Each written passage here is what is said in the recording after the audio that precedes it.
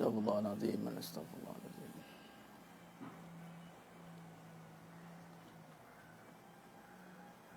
Astaghfirullahaladzim. Alladzi la ilaha illa anta wa ana abduka wa bika min syarri ma sanata wa laka wa abu bi zambi fa fi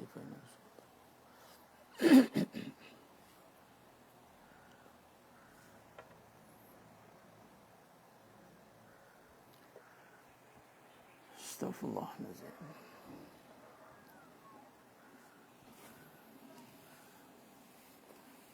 Subhanallah, subhanallah, subhanallah. Assalamualaikum warahmatullahi wabarakatuh. Bismillahirrahmanirrahim. Alhamdulillah rabbil alamin wa bihi nasta'in ala umuri dunya waddin. Asyhadu an la ilaha illallah wahdahu la syarikalah wa asyhadu anna Muhammadan abduhu wa rasuluh. Allahumma salli ala Muhammad wa ala ali Muhammad wa biyassir wa la tu'assir bitammim bil khair. Rabbi shrah li sadri wa yassir li amri wahlul 'uqdatam min lisani yafqahu qawli. Allahumma iftah 'alaina hikmataka wa anshur 'alaina min khaza'in rahmatika ya arhamar rahimin. Wallahu allazi la ilaha illa huwa 'alimul ghaibi wasyahadah wa rahmanur rahim. Wallahu allazi la ilaha illa hu al-malikul quddusus salamul mu'minul muhaiminul azizul jabbarul mutakabbir. Subhanallahi amma yusyrikun. Wallahul khaliqul bari'ul musawwiru lahul asma'ul husna. Yusabbihu lahu ma fis samawati wal ardi wa huwal azizul hakim. Wala haula wala quwwata illa billahil aliyyil azim wala manja minallah illa ilaihi amma ba'du. Ayuhal mu'minun ittaqullah usikum wa iyaya bitaqwallah faqad fazal muttaqun. Sidang jemaah yang muliakan Allah SWT, salam fitness qalbu siri ke-69, masya-Allah. Alhamdulillah dah ke-69 kali kita bersiaran. Seminggu sekali insya-Allah. Jika ada arah melintang baru kita ada postpone. Jadi kalau bahagi dengan sebulan 4 kali, makan tahun jugalah. Kita dah bersiaran dalam siri fitness qalbu ini. Alhamdulillah, bantu sebarkan dulu sahabat-sahabat. Sidang jemaah yang mulia ta'ala, bantu sebarkan. Saya tak bagi apa-apa notification mula pukul berapa. Kita ni main terjah dia. Main terjah dia. Ada ketikanya kena buat begitu. Semua kena nak bagi tahu kan. Ada ketikanya begitu. Ada yang dapat-dapatlah macam tu. Sebab kita, subhanallah, kita buat bukan untuk orang kata apa, nak tunggu orang tengok. Kita buat sebab ada perkara yang nak disampaikan. Nak tunggu orang tengok ni sampai ke sudah. Sampai ke sudah niat dia tak betul. Menyampaikan bukan sebab nak orang tengok, tapi menyampaikan sebab ada ilmu yang nak disampaikan. Ada perkara, ada amanah yang nak disampaikan.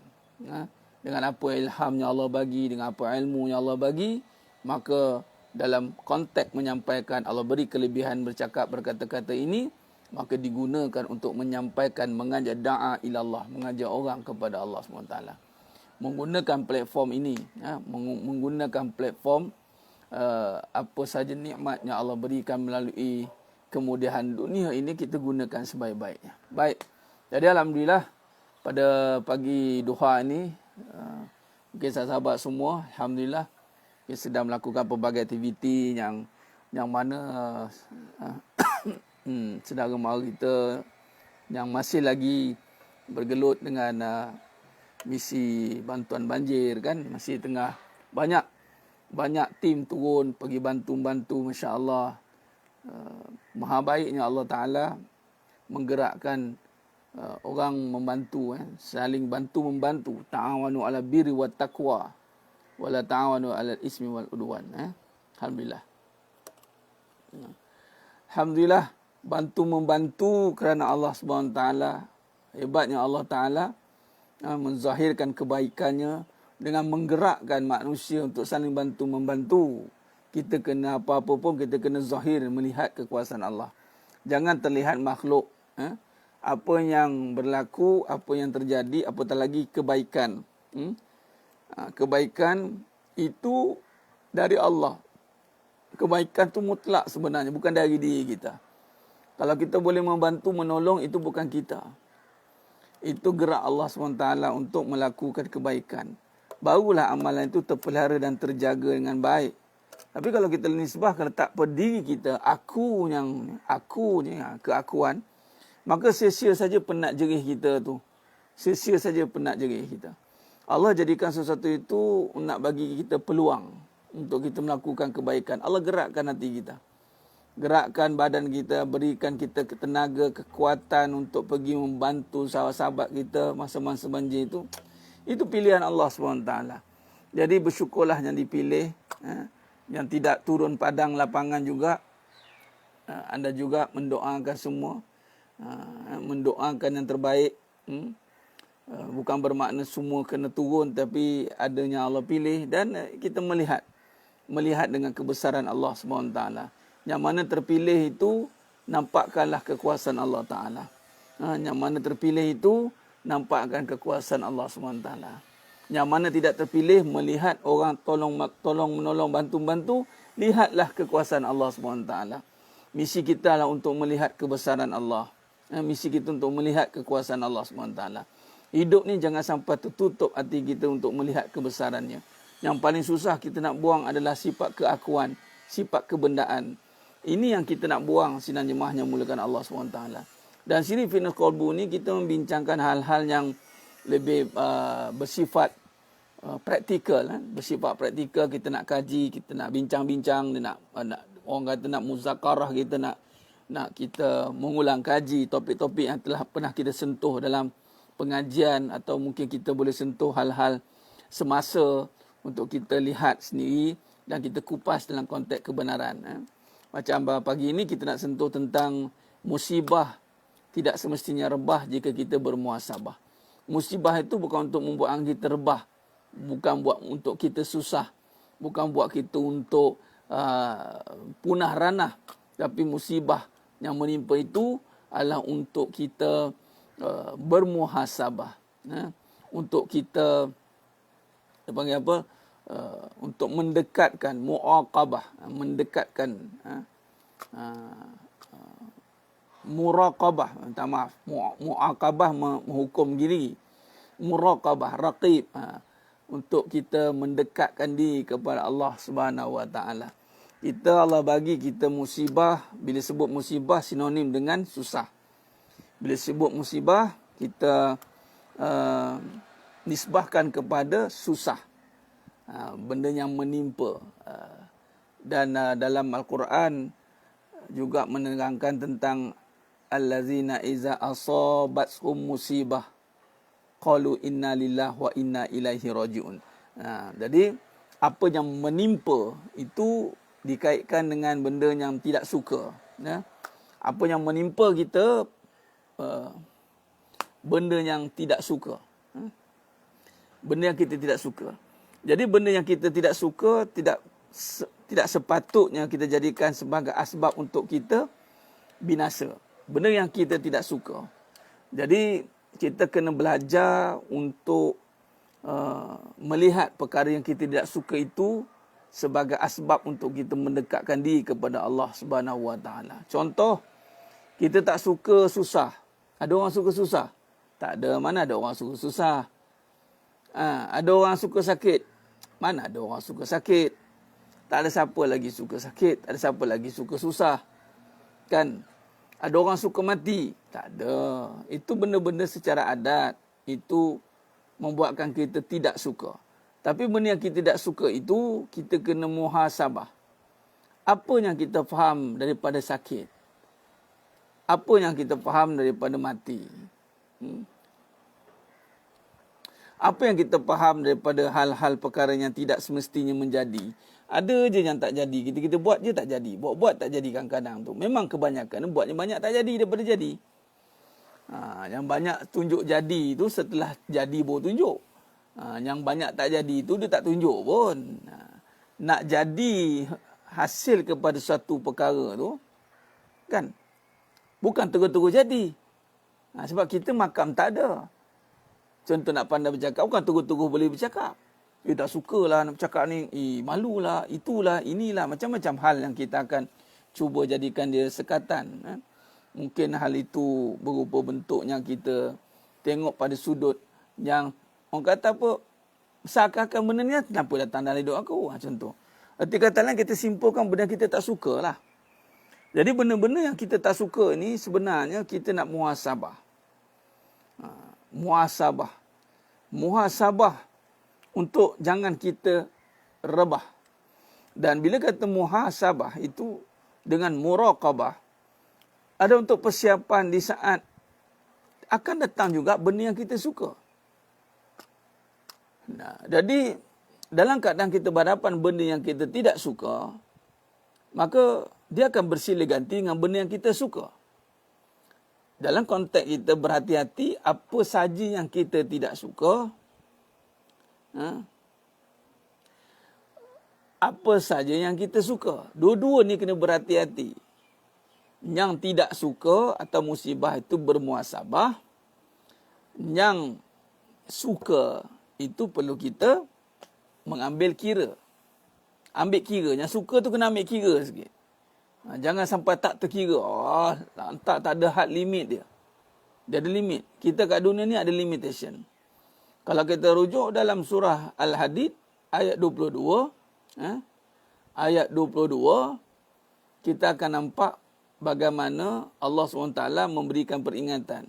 Janganlah bersedih di atas apa yang tiada. Janganlah kita suka dengan apa yang ada. Dua-dua ini sebenarnya kita tidak boleh duduk. Kita kena in between, di antaranya. Nampak? Jadi, kalau kita suka, kadang-kadang kita tak ambil kira banyak perkara. Suka je kita dah leka dah. Dia tak ambil kira. Asal suka saja kita akan, orang kata apa, tak ada limit. Bila suka je, dia tak ada had. Tak ambil kira. Kita tak ambil kira hal-hal yang mendatang. Sebab tu, banyak dalam hidup kita ni, akhirnya bila kita tidak faham tentang suka dan duka, muhasabah itu kita tak buat. Susah tak bermuhasabah. Kalau susah tu dia banyak menentang. Tak sukalah. Tak sukalah. Dia suka buat statement. Tak sukalah. Ataupun dia menunjukkan sifat yang buruk, mazmumah, dengan sifat yang tidak beradab, dengan kata-kata yang tidak bagus, dengan keadaan yang tidak serius, main-main, sampai hidup dia bila susah tu main-main dia, menyebabkan dia menjadi orang yang tidak fokus. Dia dah macam dah lemah semangat, dah putus asa, dia tak tahu dah apa yang jadi yang berlaku ni. Ayat 23, surah Al-Hadid ayat 23. Jadi Allah terang-terang menyatakan, jangan kita supaya kamu tidak bersedih akan apa yang luput, dan kamu tidak perlu bergembira secara semenengah bangga dengan apa yang diberikan. Ini tugas kita, sidang jemaah yang mulakan Allah Ta'ala. Untuk tidak, dia dalam ayat tu kata, langsung tidak bersedih. Dan jangan seronok. Jangan seronok dengan keadaan suka. Jangan bersedih dengan keadaan duka. Nah, soalannya timbul, macam mana Ustaz? Tengah duka tidak bersedih, tengah suka tidak gembira. Ini muskil ni Ustaz, ni muskil ni. Sedangkan kita kan manusia, mesti ada perasaan tu juga kan Ustaz kan. Kan. Dia kata kan Ustaz kan. Takkanlah tak boleh sedih. Yang pertama, kita nak ikut Al-Quran ke tidak? Itu soalannya. Nak beriman dengan Quran tidak? Nak. Okay. Kalau nak, kita ambil faham. Mohon ke Allah Ta'ala, ya Allah, macam mana ayat ni aku nak beramal? Memang kita ada sifat kemanusiaan kita. Sifat tidak suka kepada benda yang kita tak suka. Sedih dengan benda yang tiada. Kita akan buat protect. Kita akan buat protes. Kita akan buat, orang kata, aba wastakbar. Kita ada enggan kita. Kita akan keluar aba, enggan. Kita akan keluar sombong. Sombong ni apa? Dan susah dia sombong. Dia sombong bahawa dia tak layak kena macam ni. Ada sifat begitu. Dia meremehkan orang. Bila orang orang susah, kemudian orang bagi nasihat, dia marah. Time susah orang bagi nasihat, bagi peringatan, marah. Dia remehkan peringatan. Apa kaitan dengan dosa aku pula? Oh, sedap-sedap tuduh orang. Dia tak terima keadaan itu. Patutnya, ambillah iktibar, ambil muhasabah. Yalah, mungkin sebab dosa aku, ya Allah. Surah Syura ayat 30. Memang kebanyakan kerosakan atas muka bumi ini disebabkan oleh tangan kita sendirilah. Baik, jadi makanya kalau kita lihat di situ, kenapa jangan bersedih, jangan suka, sebab benda yang kita sedih itu benda yang tidak patut kita sedihkan, dunia. Dunia tidak patut disedihkan sebab dunia bukan benda yang sepatutnya kita sedihkan. Contoh, ada orang sedih tentang sampah, buang sampah, ada yang menangis. Ada orang menangis ketika nak buang sampah tak? Menangis-nangis buang sampah. Kenapa engkau jemaah menangis-nangis? Ya Allah, nak buang sampah ni menangis-nangis. Ke buang sampah? Cepat. Cepat buang. Ada tak? Barang yang tak berguna dibuang. Tak ada lah. Dah jadi sampah kan? Jadi orang buang je lah. Tak ada orang nak menangis ketika buang sampah. Tak ada lagi orang nak menangis nak buang sampah. Jadi, sebab apa tak menangis? Sebab sampah. Ada tak orang suka dapat benda yang palsu? Ada. Orang kata dapat duit palsu, duit Saidina. Dulu kan popular dengan duit Saidina. Ni, dapat duit Saidina. Nak suka tak? Apa nak suka? Duit nipu. Tak ada lagi orang suka dengan barang mainan. Dia bagi barang mainan, orang tak suka pun. Dia macam, alah, bukan betul pun. Alah, bukan barang betul pun. Jadi, pada satu sudut, dunia ini adalah pengakhirannya menjadi rosak. Pengakhiran dunia ini rosak, hancur. Jadi, dan dunia itu bukan perkara yang kita nak banggakan. Kita jadi sakit hati, kita jadi risau sebab kita dah termakan dengan sifat dunia yang suka membanggakan. Yang suka dibanggakan. Kita bangga dengan dunia ni. Jadi bila Allah uji dengan ketiadaan dunia, kita akan bersedih. Kita dah sebenarnya kita dah termakan racun dunia. Kita dah termakan racun dunia menyebabkan kita akan ambil kira orang kata apa, bersangka-sangka. Kita termakan. Sebab itu ujian yang banyak berlaku atas muka bumi ni, musibah dunia ni. Dunianya mana ada musibah akhirat kan? Semua musibah dunia. Jadi budak-budak suka sebab tak tahu nilai. Betul. Kalau kita dapat barang mainan-mainan, mana kita suka juga. Kita nak yang asli. Mana ada orang perempuan suka dapat periuk mainan.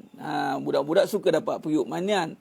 Tapi mainan bagi orang dewasa periuk besar. Tapi tetap mainan. Orang beriman, dia makam dia akan naik lagi. Dia akan tengok apa saja yang dia ada atas muka bumi ini. Semuanya mainan. Dan memang Allah pun cakap, "I'lamu annamal hayatud dunya la'ibun wa lahwun." Permainan. Jadi barang permainan, mana ada kita nak ambil serius? Mana ada orang dah tahu benda tu mainan, kita buat tak tahu lah. Mainan. Jadi banyak kita ni banyak dilagakan dengan musibah dunia. Akhirnya kita bergaduh-gaduh nak berebut dunia. Suami nak berebut kasih sayang isteri, yang mana sayang tu tak ada pada isteri. Isteri nak berebut suami, jangan kahwin lagi. Bila nak kahwin lagi, mula pening kepala, bergaduh-gaduh. Suami pula tengok isteri, tak dapat apa yang pada isteri, cari lagi. Dia dipermainkan. Sedih. Dia tak tahu apa yang dia cari. Nampak tidak? Jadi sebenarnya sidang jemaah yang mulakan Allah, kita dah termakan racun dunia, dah mabuk dengan dadah. Dadah dunia. Mabuk dunia itu dadah.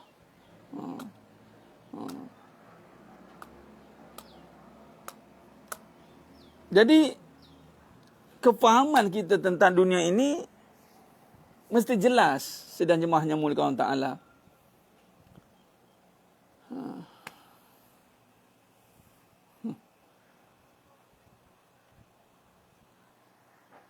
Lelaki pun macam budak-budak, bukan perempuan je. Lelaki pun macam budak-budak kalau yang tidak ada iman. Iman yang tidak matang. Sebab tu ulama meletakkan kebudak-budakan. Iman yang masih kebudak-budakan. Walaupun dia tua. Pak iman tak ada usia. Iman tak ada usia. Iman tak ikut usia orang. Kalau dah tua tapi masih lagi tidak jelas iman dia, masih lagi duk mengharap dunia, maka dia akan sifat kebudak-budakan. Budak-budak menangis merajuk. Kenapa? Menangis nak rajuk, menangis. Sebab dia budak-budak, tak cukup ilmu. Kan saya bagi tahu, contoh dalam rumah tangga, ada level rumah tangga tadika, ada level rumah tangga sekolah rendah, sekolah menengah, universiti, PhD. Makin tinggi level pengajian, makin kurang perhatian yang diberikan. Masing-masing survival, kan? Makin rendah level pengajian, makin tinggi tumpuan yang diberikan. Cikgu, seorang pelajar tadika, 3 orang cikgu. Kalau dia dah PhD, dia seorang dia je. 5 orang pensyarah untuk dia present. Dia tak kisah dah. Jumpa sebulan sekali. Malah kadang-kadang ambil konsep paper, tesis dia. Viva. Dia boleh cari maklumat sendiri. Lecturer senang dah. Macam tu lah. Jadi maknanya, budak-budak ni kuat mengajuk, kuat menangis, kuat bergaduh. Jadi mana-mana orang dewasa yang masih ada sifat kuat mengajuk, kuat menangis, kuat bergaduh, lebih teruk daripada budak-budak. Sebab dah dewasa, akal patut dah matang. Rupanya kematangan akal tidak menjamin dia itu hidup tidak seperti kebudak-budakan. Akal yang matang itu rupanya diukur dengan iman yang mantap. Keimanan yang akan mematangkan akal fikiran. Ini jelas. Orang mana-mana yang tidak bangunkan hati dia, jiwa dia, dengan iman yang benar, tengok akal fikiran dia macam mana. Kuat bersangka buruk, kuat merajuk, kuat menuduh. Budak-budak kan, dia ambil, dia habis, dia ambil. Dia tahu tak? Tak tahu. Nampak tak? Tak nampak. Dia suka buat cerita. Budak-budak kan suka buat cerita. Terbawa-bawa sampai ketua perangai suka buat cerita. Suka menuduh. Memang macam budak-budak lah. Bila macam budak-budak, ada tak tertaklif atas dia pahala dosa? Tak ada. Syed Bulan tak ada pahala hidup dia. Budak-budak. Jadi maknanya, sebab itu bila kita muhasabah, itu sebenarnya jalan untuk kita mendekatkan diri pada Allah. Semakin dekat dia kepada Allah, semakin matang hidup dia. Tak kisah umur dia berapa. Tak kisah umur dia berapa. Laki bagi rasa merajuk sebab sensitif. Adalah, baru 3 tahun kahwin dah rasa kekosongan. Apa kes? Baru 3 tahun kahwin, masa kahwin mula tak faham, tak tahu. Dia memanglah di situ. Tak ada sampel. Dan ikut pengajian ni dia, insyaAllah mudah-mudahan. Mudah-mudahan faham. Mudah-mudahan faham. Kalau tidak, habis jadi budak-budak. Suka kuat bersangka-sangka. Kuat menuduh-nuduh. Bila kahwin saja bersangka-sangka. Oh nanti sekarang kuat budak-budak, tengok budak-budak.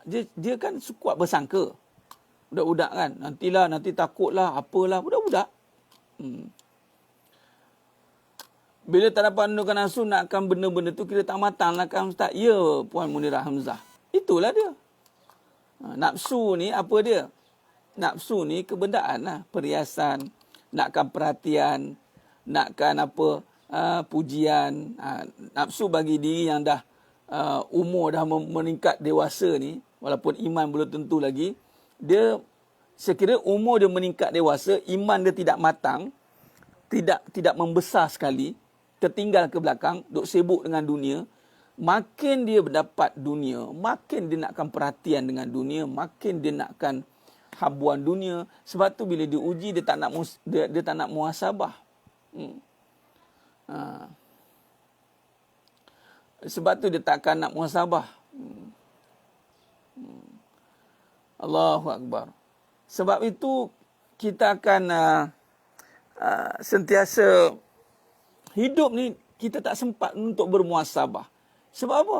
Sebab kita sentiasa tidak mengambil pendekatan yang benar.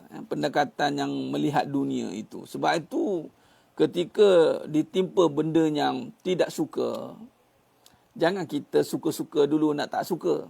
Jangan suka-suka tak suka benda yang kita tak suka. Jangan suka-suka, aku tak suka. Tak suka ni kena ikut apa yang Allah tak suka. Suka apa yang Allah suka. Tak suka apa yang Allah tak suka. Benci apa yang Allah tak suka. Jangan ikut aku. Aku tak suka. Aku tak suka. Dia tak kira aku tak suka. Nak hidup senang, mudah dalam hidup kita ni, seluruh arahan kita selarikan dengan suruhan agama. Habis cerita. Arahan kita sebagai suami nak suruh pada isteri, pastikan suruhan kita tu sama dengan arahan agama. Selesai. Apa yang kita suka, pastikan apa yang Allah suka. Apa yang Allah suka, pastikan kita suka. Selesai. Benci. Benci apa yang Allah benci. Habis. Habis cerita. Bila kita benci apa yang Allah benci, baru selamat. Ni suka-suka nak benci orang, suka-suka nak tak suka, kita mana ada hak untuk suka-suka tak suka. Kita tak boleh suka-suka tak suka. Kalau ikut kepada kejadian manusia ini, kita akan nampak manusia ini, dia sifat dia kena menerima dengan apa yang akan diberikan kepada diri dia. Dan dia kena melatih untuk menerima keadaan yang akan datang itu. Sebab tu dalam perbincangan ada saya bincang, jangan sampai Allah murka, buat sampai Allah suka. Itu misi kita sedang jemaah yang mudah. Okey, contoh musibah datang. Apa yang Allah suka atas kita ketika musibah datang? Allah suka kita rida. Allah suka kita sabar. Walaupun Allah tarik semua benda. Nampak macam susah? Ya, memang nampak pada satu sudut susah. Tapi itu Allah suka. Allah suka kita marah-marah, melenting-lenting. Komen sana, komplain sana, komplain sini. Tak suka kan? Allah tak suka. Sebab Allah tak ajar kita cakap macam tu. Allah suruh kita benda yang tak suka. Apa yang Allah suka? Kena benda yang tak suka atas diri kita. Apa yang Allah suka? Apa yang Allah suka? Tanya diri. Apa yang Allah suka ni?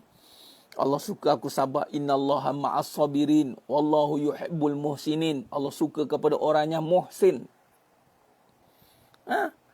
Muhsin. Takkanlah datang keburukan kita nak tunjukkan keburukan juga. Oh, sekali dia buat buruk dengan aku, 10 kali aku balas. Tak apa. Dia tak kenal aku siapa lagi. Ataupun kita suka-suka tak suka. Kita suka-suka je tak suka. Tak suka. Tak suka. Asal tak kena dengan nafsu kita, kita tak suka. Tak boleh. Hidup ni bukan macam tu. Apatah lagi hukum. Melibatkan hukum hakam. Melibatkan hukum hakam tak boleh. Malah lah. Tak sukalah orang perempuan asyik tak boleh keluar dari rumah ni. Tak modern lah. Habis ya. Sedangkan itu arahan Allah, suruhan Allah. Wanita ini termaktub dengan perlembagaan Allah. Sebab wanita bukan ada kementerian wanita yang buat wanita. Bukan wanita ni Allah yang buat. Perempuan Allah yang buat. Allah yang buat. Sebab itu, kita kena ikut undang-undang yang mana pencipta kita buat. Sifat marah dengan stres tu sama ke Ustaz? Dia kalau tak nak pening-pening, dia marah tu sebab stres lah. Bila tekanan di luar kawalan, maka dia lagi tertekan. Bila tertekan, melantun lah. Dia pegang, pum, marah. Marah sebab apa? Marah ada sebab juga. Marah bendanya Allah marah. Itu bukan stres. Itu bukan stres. Marah apa yang Allah marah bukan stres. Tiba-tiba marah benda yang tak ada kena-mengena dengan hukum hakam. Tiba-tiba nak marah-marah. Jadi, susah lah. Itu baru stres. Marah sebab orang tak dengar cakap dia. Marah sebab isteri tak mau layan dia, marah je kerjanya. Tanya dulu kenapa. Bukan kita suka-suka nak marah, tak boleh. Marah ni pada benda yang Allah marah. Boleh kita marah. Isteri tak cukup aurat, marah. Isteri ikut nafsu, marahlah. Isteri ikutkan sangkaan, marah. Dia benda-benda ada yang tidak boleh kita bagi kompromi. Apa dia? Sangkaan. Perasaan yang mengikut sangkaan, itu tak boleh bagi kompromi. Tak boleh. Kita kena marah. Saya marah. Benda-benda sangkaan ni saya akan marah. Sebab sangkaan ni dia boleh merosakkan iman. Jadi benda-benda yang merosakkan iman, benda-benda yang boleh merosakkan iman, sebab iman ni kan mahal. Iman ni bukan benda yang murah. Sidang jemaah yang mulia Ta'ala. Iman ni kurniaan Allah. Yahdillahu linurihi may yasha'. Jadi apa-apa saja perkara yang boleh merosakkan iman, kita akan marah habis-habisan. Takkanlah benda mudah dia. Simple dia. Benda yang kita beli mahal-mahal, kan, tiba-tiba rosak. Mesti adat manusia dia marah, melenting lah. Dia melenting lah.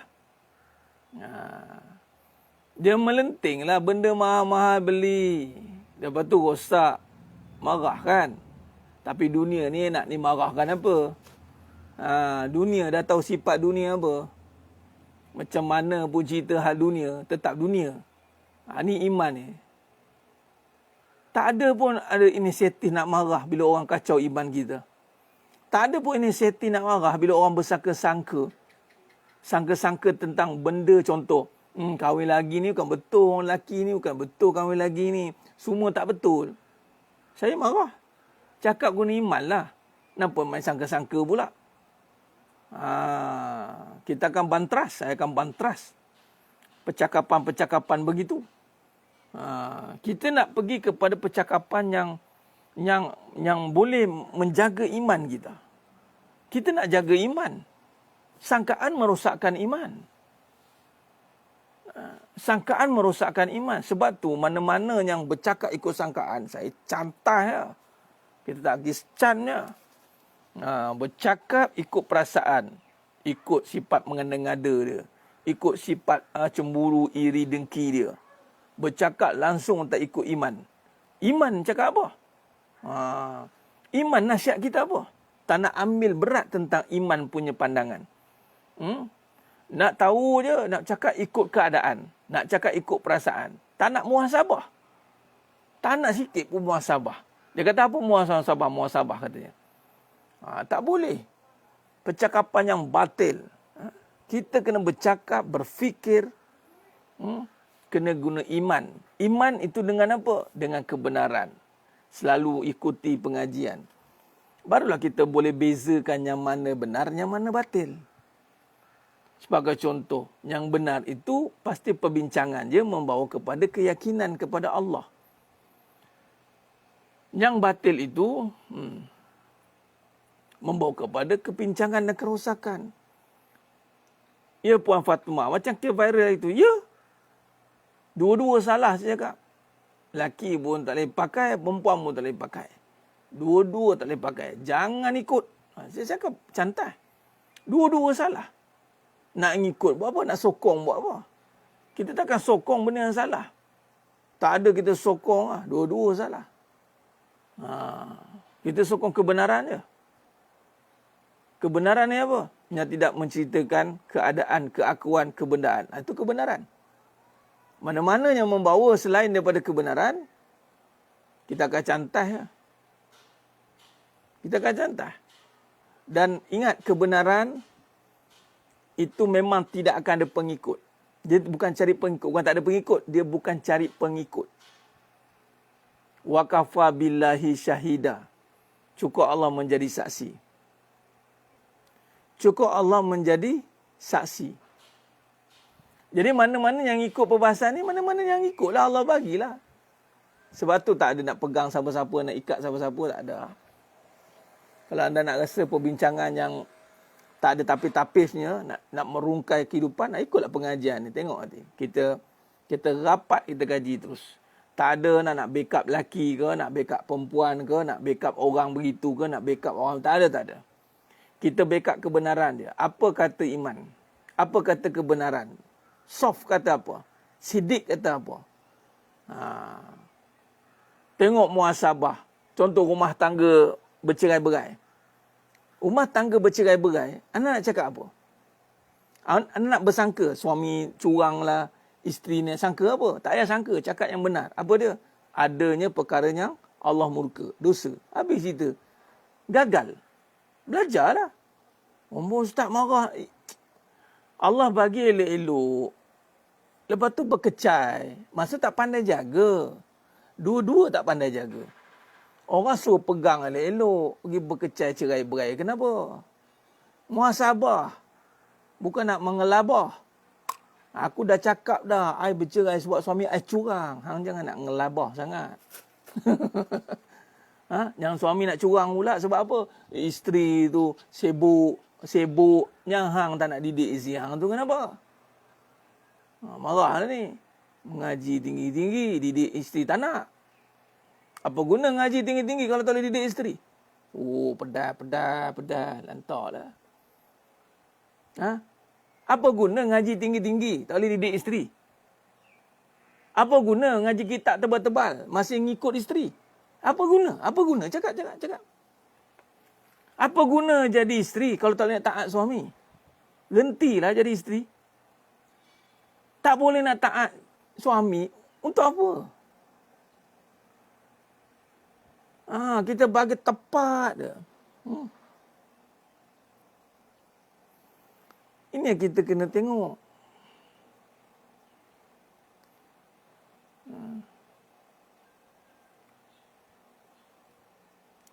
Di dalam Islam ada kaedah dia. Sebab tu kena buat dengan cara agama. Dia bukan main buat cara-cara begitu, nak cari bukti, nak salah. Dia bukan nak salah menyalah dalam hidup ni. Memang akan jumpa kesalahan lah. Kalau tak payah cari, benda kalau cari, jumpa. Tapi adakah itu Islam suruh? Ada ke Islam suruh macam tu? Orang nak kahwin, dia pun nak kahwin.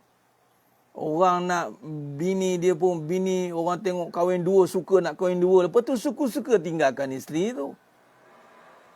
Ngaji tinggi-tinggi. Tapi didik isteri tak reti. Itu kan ngaji namanya. Allah suruh ada ilmu, suruh didik isteri. Didiklah isteri tu. Jaga isteri elok-elok. Itu je tugas orang lelaki. Didik isteri tu. Itu maksud dia.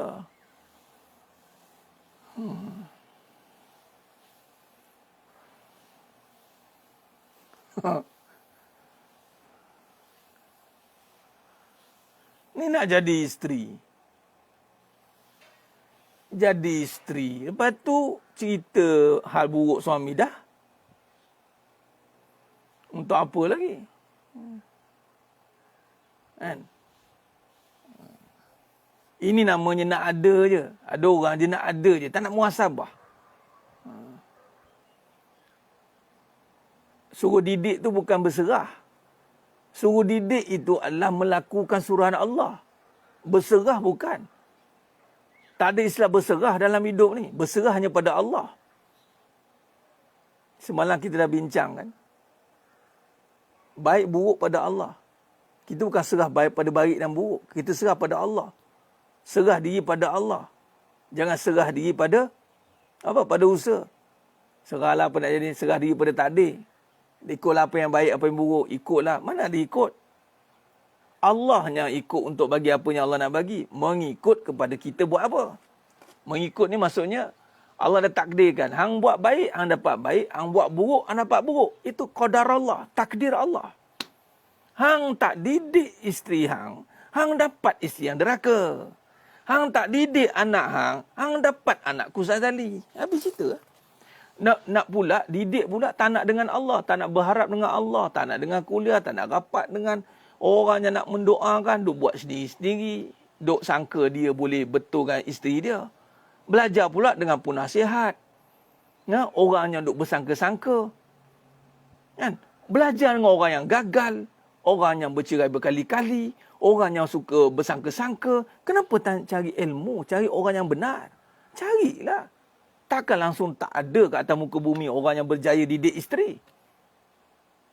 Para Nabi. Mungkin para Nabi jauh. Okey, kita cari orang yang ikut Nabi. Orang yang ikut Nabi pasti jadi. Cari. Cari belajar. Muasabah. Hari ni zaman sekarang semua nak bersangka. Kebanyakan, betul kata Allah. Surah Al-An'am 116. Kebanyakan manusia atas muka bumi ini, kebanyakan mengajak orang untuk menjauh diri pada Allah. Jauhkan diri pada Allah. Jauh diri pada Allah. Tidak lain mereka itu hanyalah bersangka-sangka saja. Ikut sangkaan semata-mata.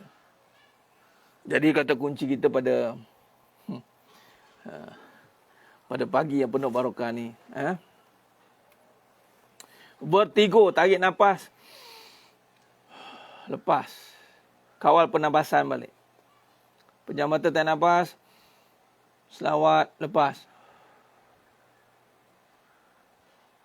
Jangan biarkan keadaan itu menguasai kita. Kita kuasai keadaan itu dengan pernafasan kita. Apa-apa pun penyakit, semua yang ada dalam ini. Anda pening ke, anda vertigo ke, anda apa ke, anda kena jaga pernafasan. Pernafasan antara perkara yang Allah reserve untuk kita dalam apa jua keadaan. Jaga, jangan biar pernafasan tu kosong. Pening. Pening. Macam tu. Patutnya pening. Tarik nafas. Allah. Tempokan balik. Momentum. Sebab tu kita diberi peluang untuk kawal nafas walaupun tidak boleh kawal sepenuhnya. Kenapa? Ada masa kita boleh tarik nafas, lepas. Lepas tu kita release balik. Dia akan nafas seperti biasa. Dia akan nafas seperti biasa. Kenapa kita boleh release, kita tarik balik nafas, lepas? Sebab Allah nak bagi peluang kita in control balik. Dalam apa je condition kita, in control balik. Jangan out of control. Bila out of control, kita punya badan akan out. Ilmu pernafasan. Sebab apa? Sebab Allah uji saya sakit dengan nafas. Sakit nak bernapas. Bukan sakit badan, sakit pening, sakit telinga apa. Sakit dekat nafas. Bila sakit dekat nafas, dengan nafas jugalah cure-nya. Tak boleh dengan nafas.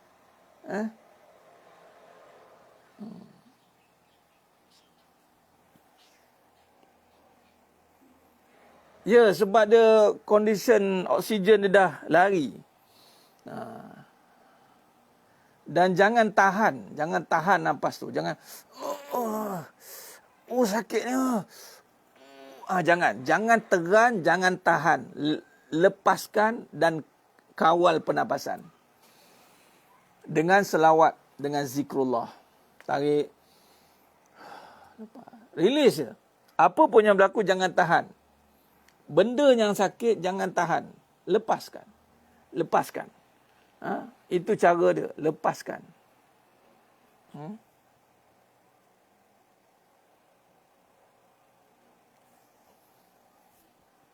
Itu cara dia. Itu cara dia. Apa juga keadaan pun. Jangan teran, jangan tahan. Ataupun jangan biar. Tengah kita pening itu lagi. Tarik nafas. Tarik nafas. Jangan lepas. Jangan biar lantarlah. Biarlah pening lah. Jangan. Lama dia gagal kat situ. Kita, nafas itulah datangnya pertolongan. So, macam mana nak kita dapat orang pandang-pandang, tahan nafas kita. Jaga nafas kita. Itulah. Kita kontrol pernafasan kita. Baran itu sifat dia, bukan sifat kita. Jangan dia kontrol kita dengan baran dia. Itulah.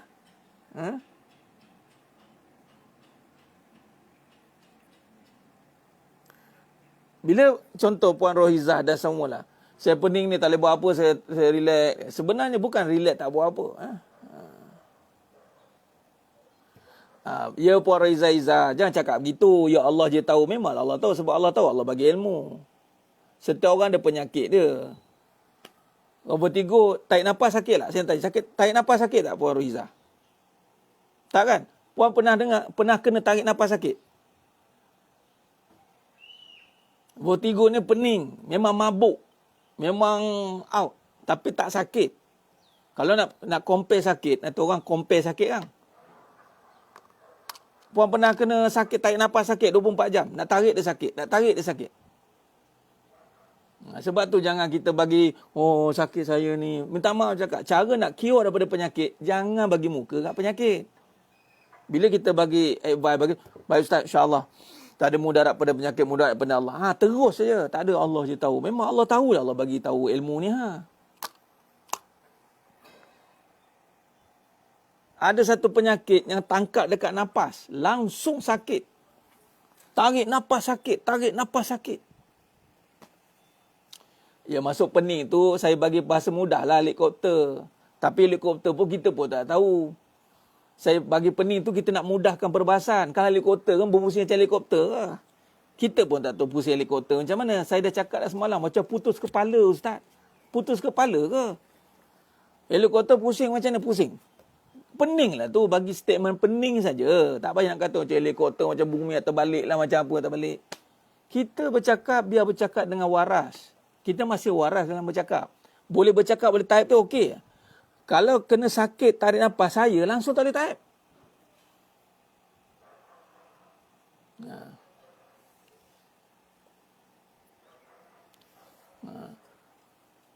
Langsung tak boleh type. Tarik nafas sakit.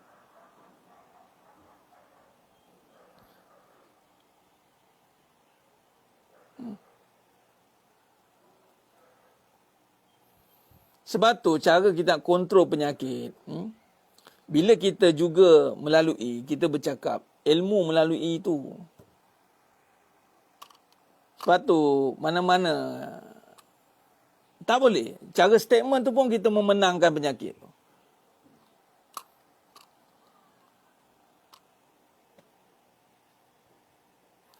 Ni bukan sakit jantung Puan Sheila Husin. Dia sakit dekat saluran pernafasan, kat hidung, dekat paru-paru ni semua. Satu set sakit jantung lain. Sakit jantung, sakit tarik nafas juga. Ni normal. Tak ada sesak. Tak ada macam. Ni normal. Sakit jantung tahu dia memang sakit tersumbat. Ini tarik nafas macam biasa. Tapi sakit. Allah Alam tak tahu nak cakap macam mana. Tapi tarik sakit. Pedih. Pedih. Ni. Tak tahu cakap Allah Alam lah. Allah Alam lah. Tapi saya boleh cakap memang sakit lah. Tu je lah. Sampai doktor pun cakap pergi jumpa tak tahu. Ustaz tak ada ubat. Nafas ni tak ada ubat. Tak ada. Tahan je lah. Tahan ni maksudnya, di situlah saya belajar untuk jangan menahan. Jangan menahan, jangan teran. Tarik, sakit. Lepas ya Allah, sakit. Okey, tarik. Lepaskan. Lepaskan. 24 jam. 24 jam. Tu cara dia nak ubat. Kalau tidak, tak selesai masalah. Ada cara lagi, tidur. Habis. Tutup cerita. Tidur je. Kalau pening apa ke, tak boleh tahan sangat, tidur. Sebab tu orang doktor dia bagi ubat tidur lah. Okey.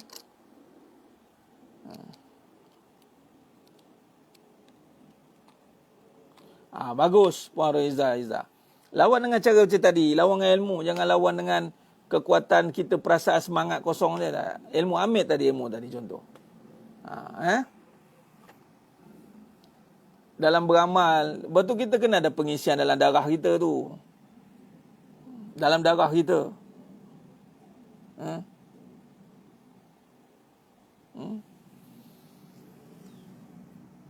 Ada beberapa perkara macam contoh, badan kita sakit.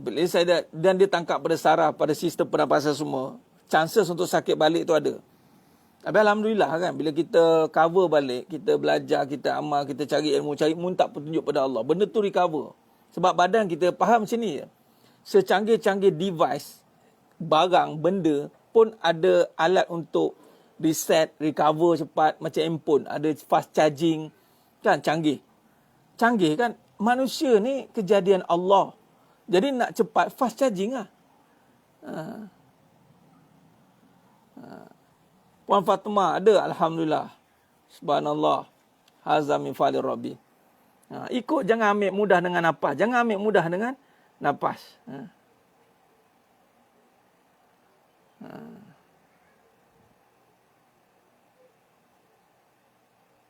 Bukan panic attack. Panic attack lain. Dia bukan panic attack. Ni fizikal terus 3 bulan terbaring. Lepas kena tu 3 bulan terbaring, sakit, kurus, tak boleh makan, apa semua. Memang kenalah penyakit Allah nak bagi. Jadi maknanya, samalah saya pun tak boleh tidur. Tak boleh tidur, tak boleh buat nafas sakit. Nak orang pun cakap apa. Saya pun 3 bulan tak boleh tidur. Bertiga ada masa jaga dia okey. Ini 3 bulan tak boleh tidur. Tidur tegak macam ni. Tidur duduk. Mana boleh baring? 3 bulan tak tidur. Celik, tarik nafas sakit, nak tidur macam mana? Nak tidur macam mana kalau tak nafas sakit? Tidur kan bernafas. Dah tarik sakit, nak tidur macam mana? Ya Allah. Tak tahu nak menggambarkan. Jadi, sebab tu saya cakap janganlah. Ada orang melalui. Tu Nabi kata, tengok yang lebih. Mungkin puan lebih. Kita akan tengok orang lebih uji, lebih dahsyat kan. Tapi macam tu lah. Lepas tu cakap, akhirnya ibu dia kat nafas balik. Dia kata tempat sakit itulah ibu dia balik. Makalah ubat apa? Ubat nafas. Macam nak selesaikan? Nafas sakit. Macam mana? Kat nafas itu. Suara tak ada, apa pun tak ada.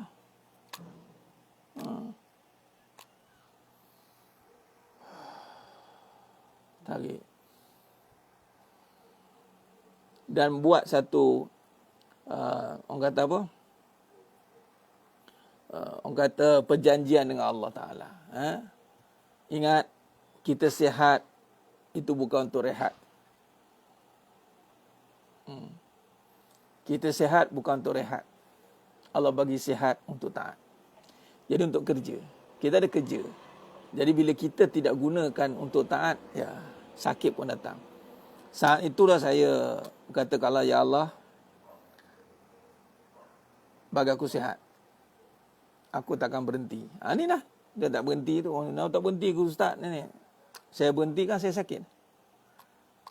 Berhenti sakit lah. Jadi selagi boleh bergerak tu sihat tu. Walaupun bersin-bersin ke apa ke jalan je. Berhenti je. Saja berhenti. Kalau Allah dah bagi sakit tu, kita terimalah. Kita akan berhenti malas. Maka kita akan sakit. Ada sedung semua. Saya dulu ada sedung. Semua ada. Pagi-pagi tak boleh bercakap. Bersin. Jenis. Adalah semua benda-benda tu ada. Teruskan beramal, teruskan hilang. Hilang satu semua hilang pergi. Dia makhluk kan. Penyakit ni makhluk kan. Kena charge dengan Allah lah. Fast charging lah dengan Allah. Tu je lah. Dia atas keyakinan kita pada Allah Subhanahu Wa Taala.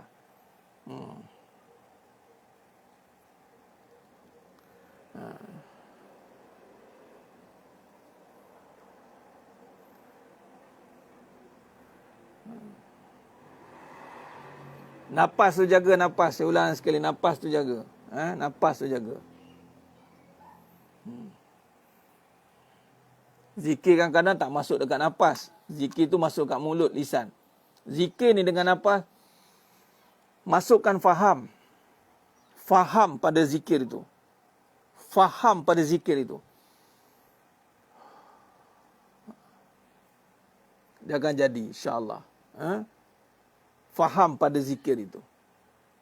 Bukan sekadar lafaz dengan amount tertentu.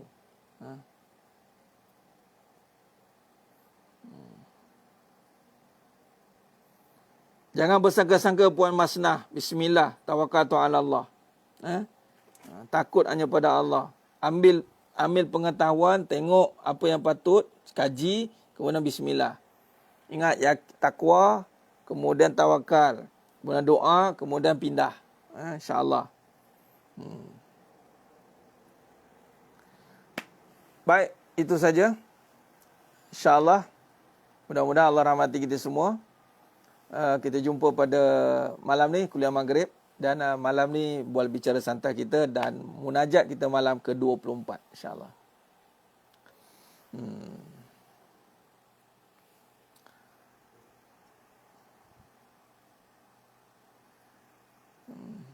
InsyaAllah itu saja. Terima kasih banyak. Sidang jemaah yang mohon Ta'ala mohon ampun maaf pada saya. kekurangan, terkasar kata, terkurang bicara. Hanya Allah Ta'ala saja yang mampu menyempurnakan perbahasan kita pada pagi ini, insyaAllah.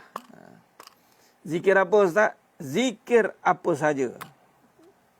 Zikir apa saja. Zikir tu ingat. Ingatlah Allah tu bersifat apa. Kalau ingat Allah tu bersifat maha menyembuhkan, tariklah nafas. Rasakan Allah tu maha menyembuhkan. Yakin tu dapat zikir tu dengan faham. Dia dengan lisan, dengan perbuatan, dengan hati. Sekarang ni kita ambil zikir pada hati kita. InsyaAllah. InsyaAllah, insyaAllah.